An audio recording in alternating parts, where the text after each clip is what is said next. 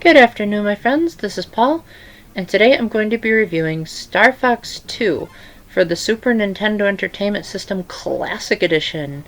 Yeah, you heard me correctly. This was a Super Nintendo game that was finished in 1996, but Nintendo decided they weren't going to release the game because the Nintendo 64 was about to come out, so they decided to make Star Fox 64 instead.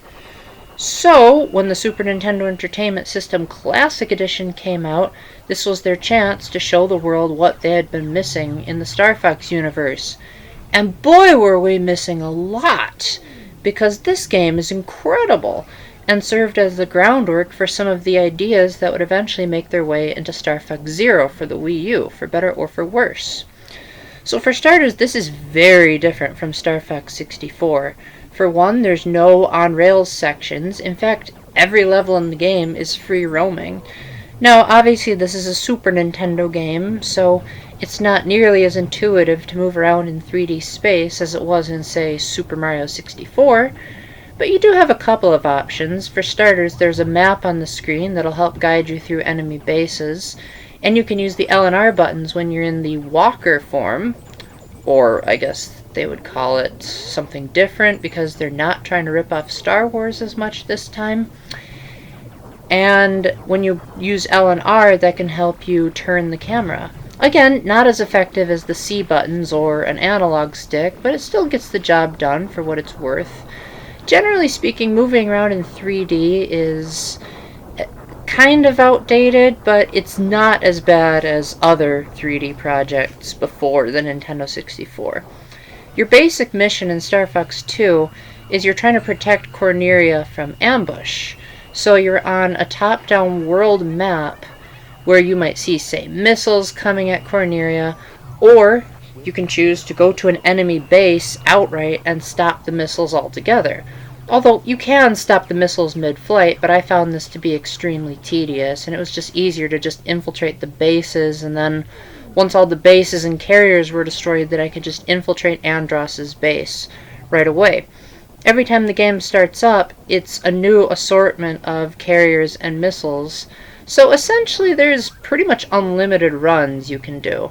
So instead of creating branching paths like you did in Star Fox 64, the game sort of creates branching paths for itself, and you have an incredible amount of freedom to get through that. Heck, you can even go pretty much straight to Venom in your first attempt at destroying a base, which Venom was always the last planet in the original Star Fox and Star Fox 64.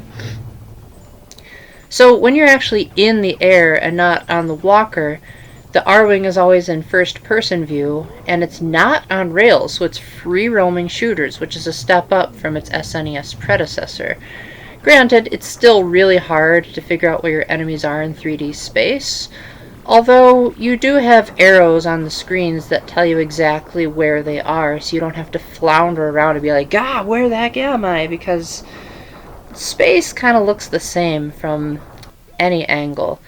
Admittedly, shooting the enemies is a lot tougher in this game because the enemies know how to barrel roll this time, and you have to get like ridiculously close or ridiculously far from them. There's not really an in-between. Now you can switch between 6 different pilots in this game. You can choose from one of the original 4 members of Star Fox, or you can choose 2 brand new characters, which I'm not really sure if they've ever appeared again because they haven't even been mentioned in a trophy. They are Mayu and Faye, which are both female foxes, cats? Not entirely sure what they are. But every pilot has a different ability that you can make the use of. And the game doesn't make it clear what those abilities are right away, and considering that this is only an SNES Classic Edition game, there's not really a way to look up a manual besides downloading a Q reader. I don't have a smartphone, so I don't know, but you basically have to have a smartphone and download this icon. Why couldn't they just program the manual into the game? It feels so weird. Suffice to say that you also get a wingman, which at first is randomly decided, although if you don't like the game's choice, you can also choose your own wingman or wingwoman, because I presume Faye and Mayu are females by the way they look. And you can also take over as the wingman if your main pilot falls in action. After both pilots have been down, you get to input a high score. So the game has a very arcadey feel and encourages you to try to beat it with as little damage to Corneria and with as little damage to your own ships as possible. So it has kind of a Majora's Mask feel to it, of repetition, but not for the sake of being stressful. There's 3 difficulty levels: normal, hard, and the unlockable expert. And I was able to beat the game on normal in my first ever sitting of this game. So this is by far the easiest Super Nintendo game I have ever played. And that is saying a lot, because I find most Super Nintendo games pretty darn hard. But this one, once I got used to it, I found that the later I got into the game, the more I was breezing through it, and I managed to beat the final battle in 1 try, which is more than what I can say for the original Star Fox. So if you're on the fence about Super Nintendo games thinking, oh my goodness, they're so darn hard, well, I think this game is a great reason to buy the original, or to buy the Super NES Classic Edition.